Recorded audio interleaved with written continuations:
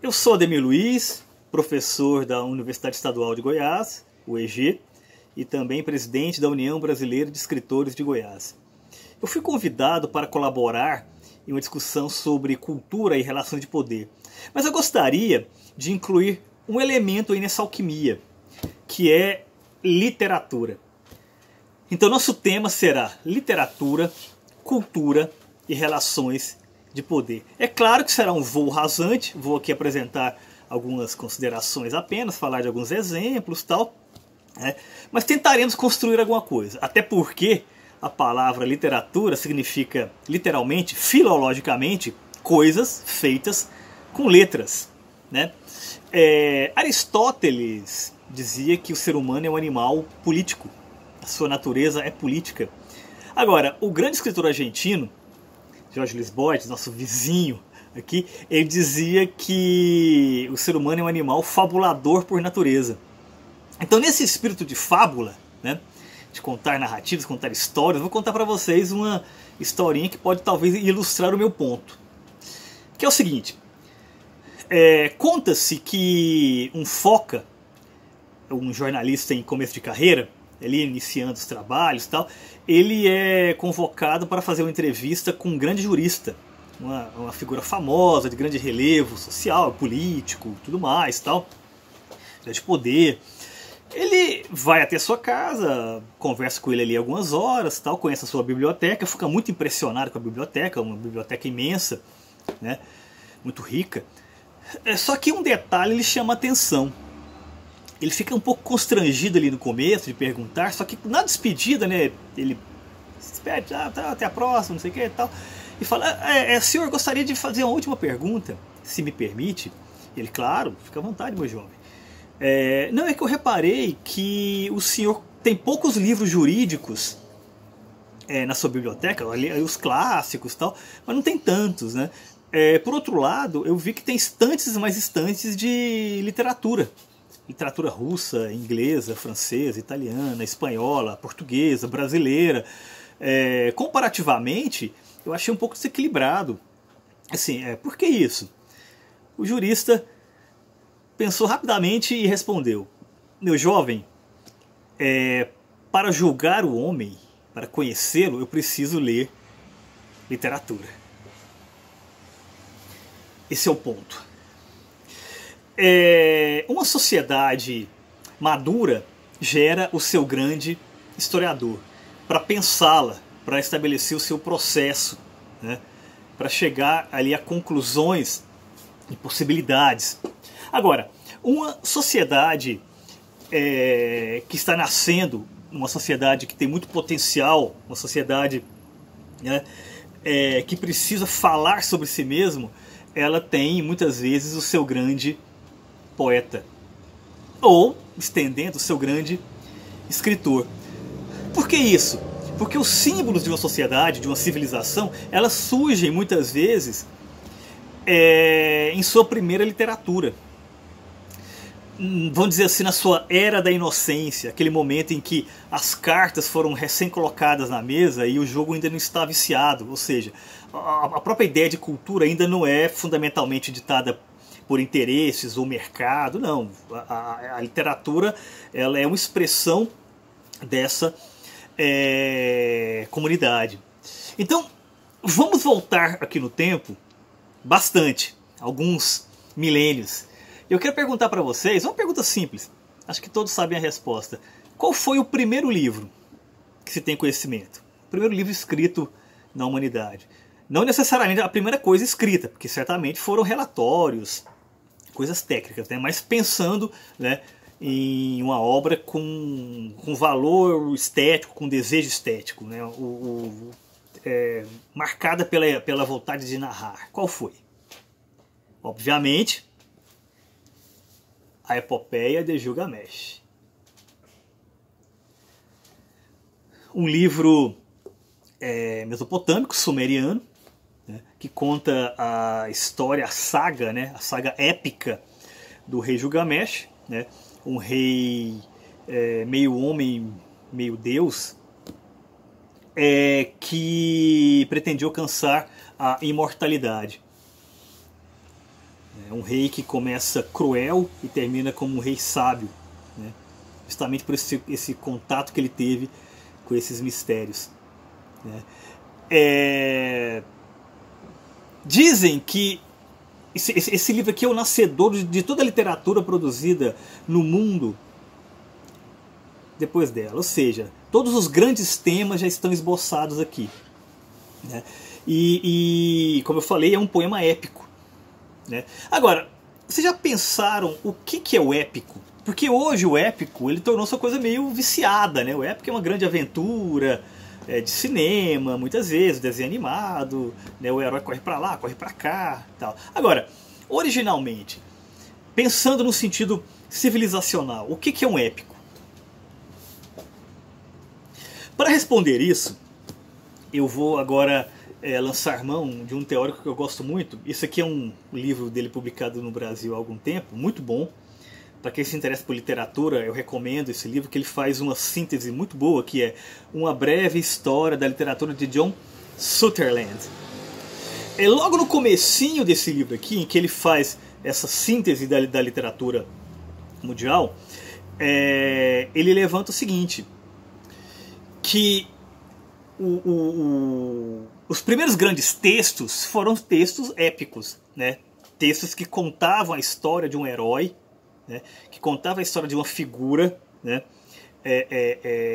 Muitas vezes mística, né? Que usava sua força, usava seu poder, usava suas habilidades para viver uma aventura, né?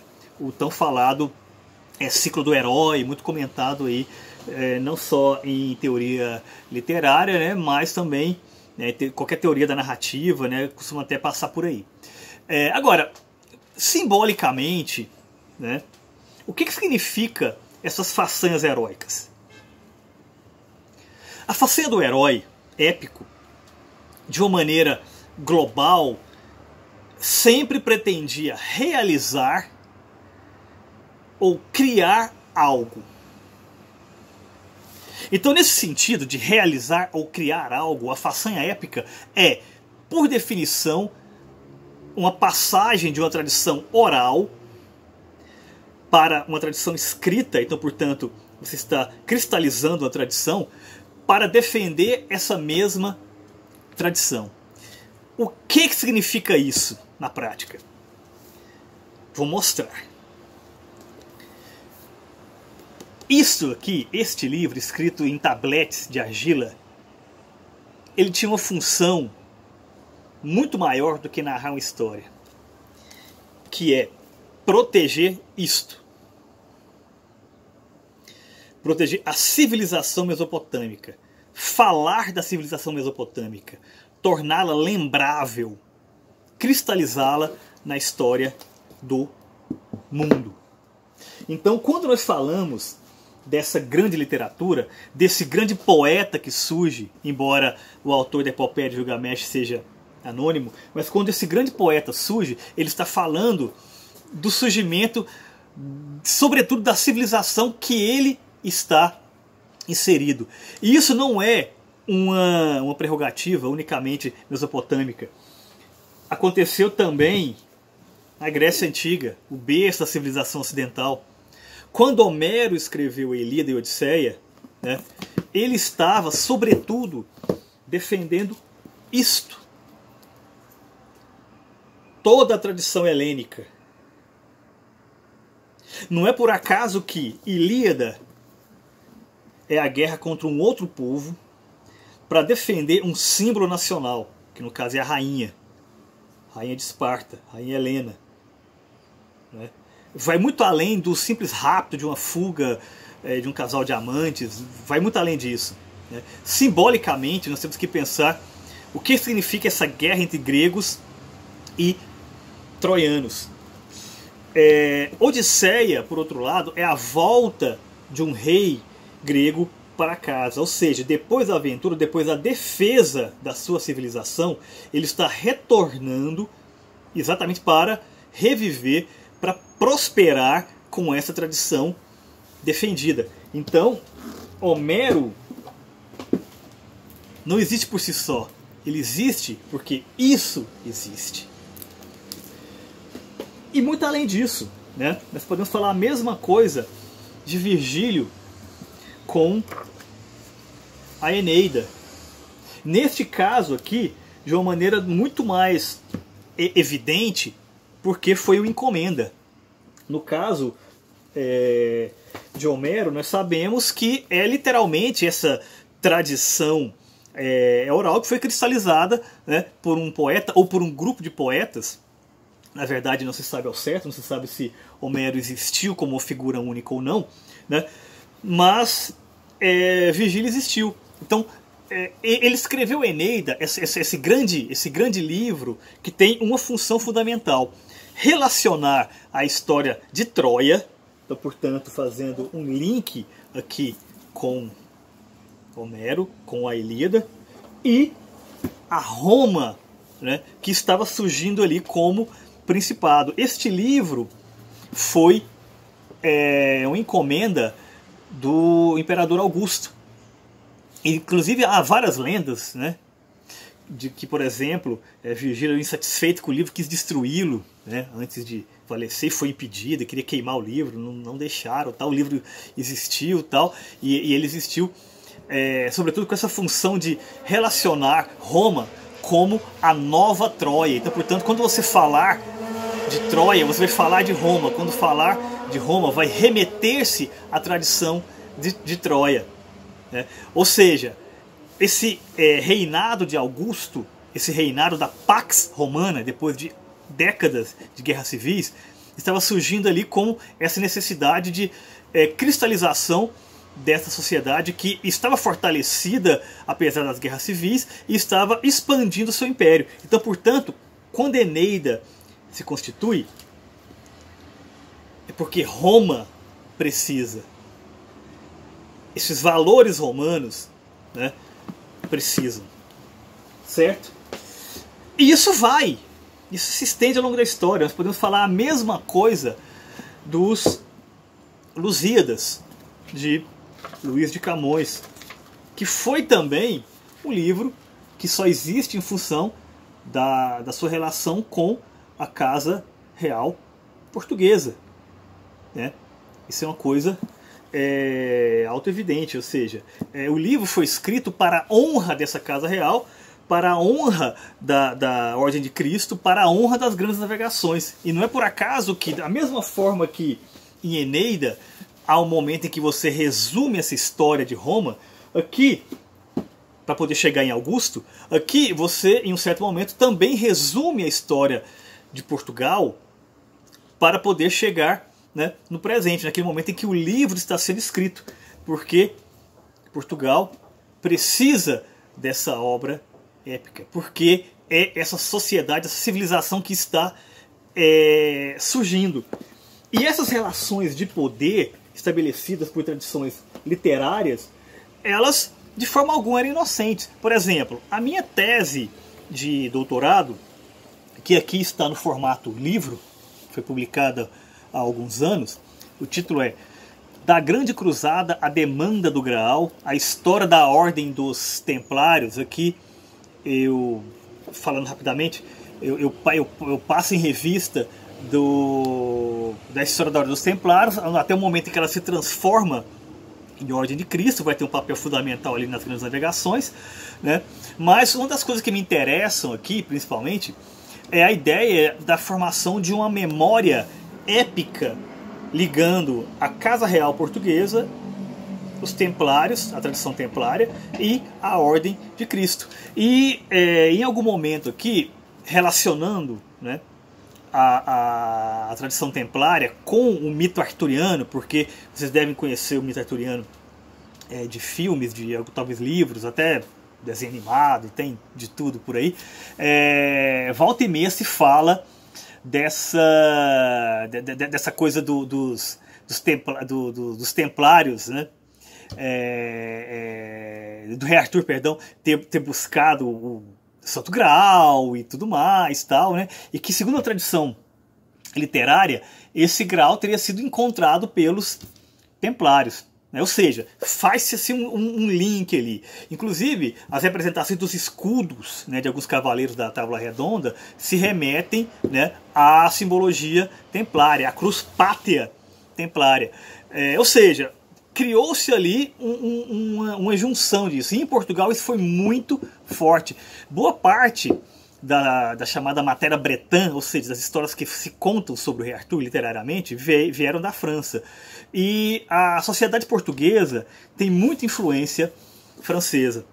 E há um certo momento, eu trabalho isso na tese, em que os reis portugueses evocam-se como descendentes direto do mito arturiano, do rei Arthur. Ou seja, eles falam, não, eu sou descendente do rei Arthur. Não é por acaso que quando Dom Sebastião desaparece, ele se transforma numa espécie de rei Arthur português, porque diz a lenda que quanto mais a Bretanha precisar, rei Arthur voltará dos mortos, retirará novamente a espada da pedra e voltará a reinar. Dom Sebastião é a mesma coisa. A lógica do sebastianismo é exatamente isso. E, nesse caso, qual livro literário que representa isso? É A Demanda do Santo Graal, que é a versão portuguesa dessa busca do Graal da tradição francesa e inglesa, em que há vários símbolos relacionando esse mito arturiano com os templários e, por sua vez, com a Ordem de Cristo, que é a herdeira portuguesa dos templários. Agora, é possível dizer o momento em que essa lógica do épico de alguma maneira foi rompida? Ou pelo menos modificou-se? Na verdade, sim. E foi com Dom Quixote de La Mancha. Porque aqui o que nós temos? Nós temos uma peça literária em que se estabelece que o ser humano ele está sozinho pela primeira vez. Então, não existe mais o elemento mágico, o elemento místico na história de Dom Quixote. Ou seja, Dom Quixote está sozinho. Quando você fala das histórias antigas, de Gilgamesh, ou Lusíadas, ou Ilíada, Odisseia, você sempre tem um elemento mágico, sempre tem um elemento dos deuses ali presente. Mesmo que seja para atrapalhar, ou eventualmente para ajudar, ou algumas vezes para aconselhar o herói e tal. Em Don Quixote não existe mais isso. Em Don Quixote o ser humano ele está sozinho. É por isso que esse herói pícaro, e isso é um conceito importante que nós vamos falar depois, esse herói falho, né, ele tem que enfrentar os moinhos de vento sozinho, pensando que são gigantes. Ou seja, ele imagina que são grandes aventuras, como se fazia no passado.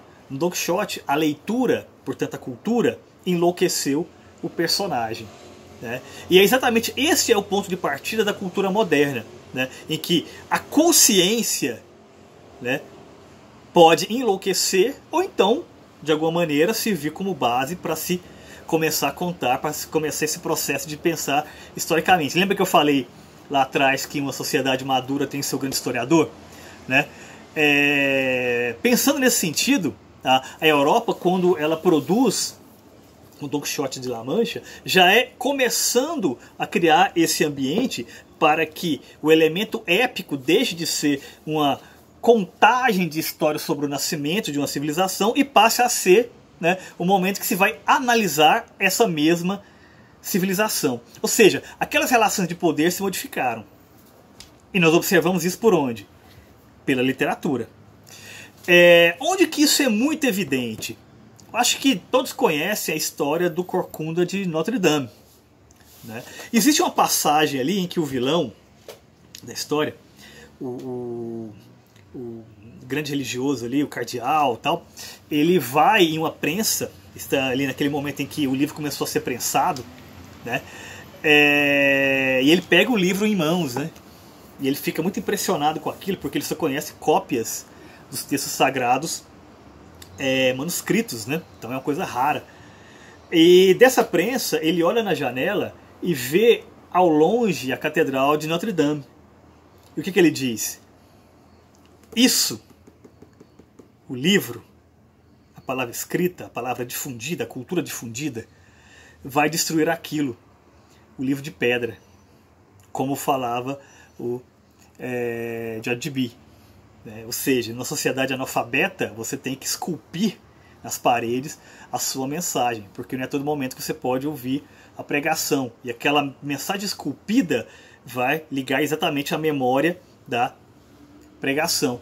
Com o livro, isso não é mais necessário. Com o livro, você vai gerar a crítica. E é claro que esse é o primeiro passo para toda, né, a crítica moderna, a sociedade moderna. De fato, como esse personagem previu, mas é claro que, né, já no século XIX, né, como uma reflexão do Victor Hugo, né, isso destruiu aquilo. Né? É por isso que a nossa sociedade é cada vez mais secular. Agora, e no Brasil? Como pensar isso? Como pensar essa questão toda?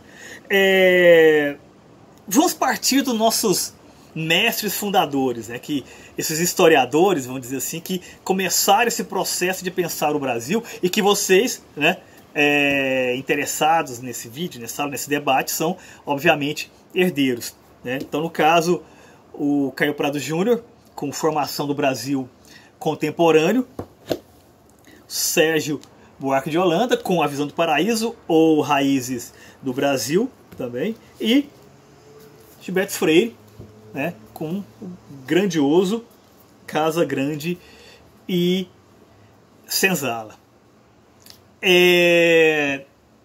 Neste caso aqui, nós temos 3 modelos, né, de pensar o poder.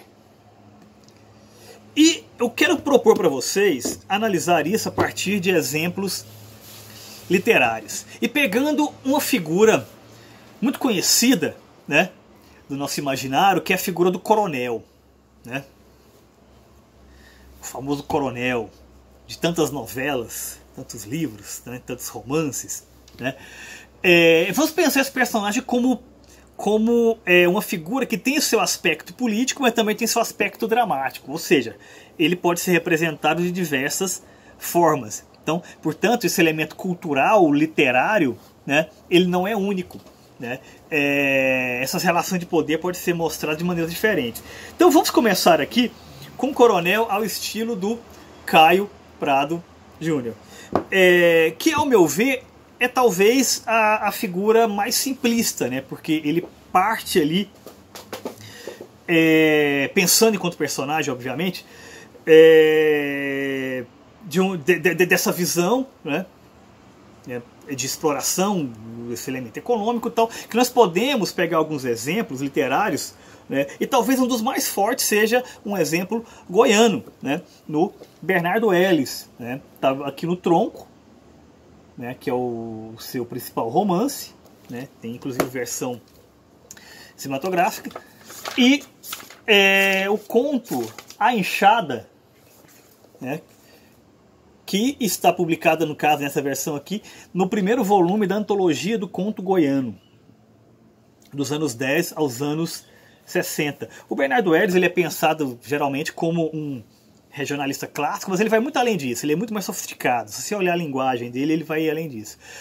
Mas o seu coronel, né, ele é um coronel que ele se expressa pela opressão, pela força, pela violência. E no caso aqui, que é muito evidente na enxada, né, que é a história daquele agricultor que não tem um enxada, ele é obrigado a cavar o chão por ordem desse coronel até ficar com cotocos nas mãos, ou seja, essa cena de opressão absurda, né, de uma violência absurda, né, está ali para mostrar até que ponto era possível chegar, né, para se estabelecer essa autoridade. Né. Mas o Tronco aqui é uma discussão sobre o confronto com a lei. Então você tem uma disputa de terras aqui, em que o governo central manda grupos, né, de soldados para lutar contra os jagunços do coronel. Então esse coronel, né, da economia, da discussão econômica, né, está fortemente marcado nesse elemento literário.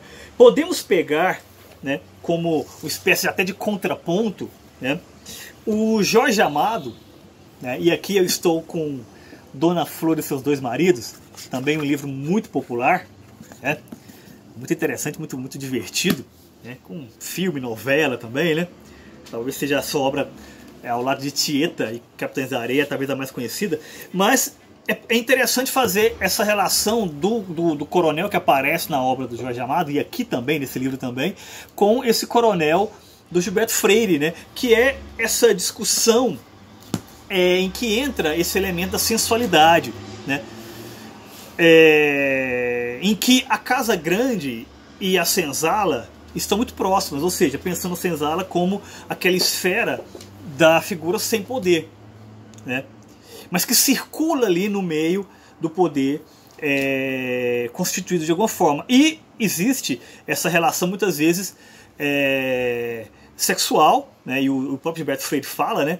Essa civilização construída pela civilização, ou seja, a civilização do sífilis, né? Dessa mistura erótica que acontece entre as etnias e também entre as classes sociais. Em um terceiro ponto, e aqui entra o meu, desses três aqui, o meu livro preferido, O Coronel e o Lobisomem, do José Cândido de Carvalho, que é uma obra extraordinária, assim, a escrita riquíssima, assim, belíssima, de uma beleza extraordinária e de uma malevolência, né, de uma manipulação da língua que dispensa comentários. E é possível fazer essa relação do Coronel e Lobisomem com o Sérgio Buarque de Holanda, tanto na Visão do Paraíso quanto no Raízes do Brasil, no sentido de que o protagonista desse livro, que é o Coronel Ponciano de Azeredo Furtado, ele é primeiro uma figura pícara. Então, portanto, ele se aproxima, de alguma maneira, de uma espécie de Don Quixote, né? E o que acontece? O Ponciano, ele está sempre às voltas ali com figuras folclóricas, né? Que vai desde o lobisomem do título, as sereias, né? E outras entidades aí. Portanto, o mundo em que ele vive é um mundo, de certa forma, místico, né? Mas também que não dispensa o elemento da realidade. Isso é questão fundamental. Por quê? Porque esse mundo místico desse coronel antigo, da mesma forma que o Don Quixote, ele quer ser um cavaleiro antigo, por isso é uma figura pícara, porque ele não é, e o Ponciano é a mesma coisa, ele é uma figura pícara, porque ele não é o coronel antigo, ele não é o coronel do Jorge Amado, tampouco é esse coronel de plenos poderes do Bernardo Ellis, né? Então ele fica, né, dançando, né, nesse ambiente que tem esse elemento da memória tradicional, dos elementos folclóricos, mágicos, tal. Na prática, o Coronel Ponciano de Azeredo Furtado é um homem fora do seu tempo. Ele é uma figura anacrônica, né? E que ele tenta, de alguma maneira, manter esse poder, manter essa autoridade, só que, obviamente, ele não consegue. E ele se confronta com o quê? Ele se confronta com a lei. A um certo momento ali surge um advogado, né, espertalhão, né, que acabam enredando ali. Então aqui nós temos um confronto com a lei que é diferente do tronco, por exemplo, porque no tronco nós temos aqui a lei de Estado, né, que está se confrontando contra a figura do coronel. Aqui não, aqui nós temos a lei mais rásia, né, aquela lei de porta de cadeia mesmo, né, de que alguém processa alguém por conta de uma demanda pessoal, não é uma coisa que envolve a sociedade toda, tal, não, de forma alguma. E o que acontece? Num primeiro momento, o coronel engana esse advogado, né, que pode até ser interpretado como também o lobisomem, embora no livro esse encontro se dá de uma maneira um pouco diferente, não vou contar aqui, né? Mas ao mesmo tempo esse confronto significa a ruína do mundo que o Coronel Ponciano de Azeredo Furtado faz parte, certo? E tudo se destrói, né? E essa figura fora do seu tempo, essa figura anacrônica, fica exatamente sem tempo, fica suspenso no tempo e ele volta-se para esse mundo mágico. Por quê? É só o que lhe restou. Então, portanto, nós temos aqui essa figura, que de uma figura que se pretende realista, ela se transforma exatamente no inverso disso, numa figura de memória, uma figura mágica, que é o que nós temos hoje. Quando nós falamos de coronéis hoje, a não ser quando você está falando de uma influência real, que citarei daqui a pouquinho, nós estamos falando desse coronel mágico, né? Desse coronel de novelas ali, que tem uma função simbólica e tudo mais. Agora, o que ficou dessa figura coronelística? Né? Nós podemos citar, como exemplo de explicação, né, o Raimundo Faoro, que ele faz exatamente essa ponte, né, entre o mundo da tradição e esse mundo da modernidade que está se constituindo a partir de um elemento burocrático. E é exatamente o tema desse livro, Os Donos do Poder, né, em que ele fala sobre a formação do patronado brasileiro. E essa ideia do patronado significa fundamentalmente, de uma maneira muito resumida, aquelas figuras que nunca saem do poder, que podem ser famílias, que podem ser industriais, que pode ser o dono do cartório, que entra governo, sai governo, troca governo, eles estão sempre lá. Esse é o espaço que sobrou para essas figuras de poder. E que, é claro, né, elas vão se reconstituindo, né, que obviamente, né, cada momento, né, pede alguma coisa. Por exemplo, hoje em dia é o momento desse poder tecnológico. Então, esses donos do poder vão ter que se reconstituir a partir da presença nesse sistema. E qual literatura representa isso? Em grande parte, a literatura modernista, né, e toda a sua configuração contemporânea, né, que vai mostrar essa fragmentação de diversos tipos de poderes, né, conforme nós podemos observar hoje. Porém, como diria Conan, isso é uma outra história.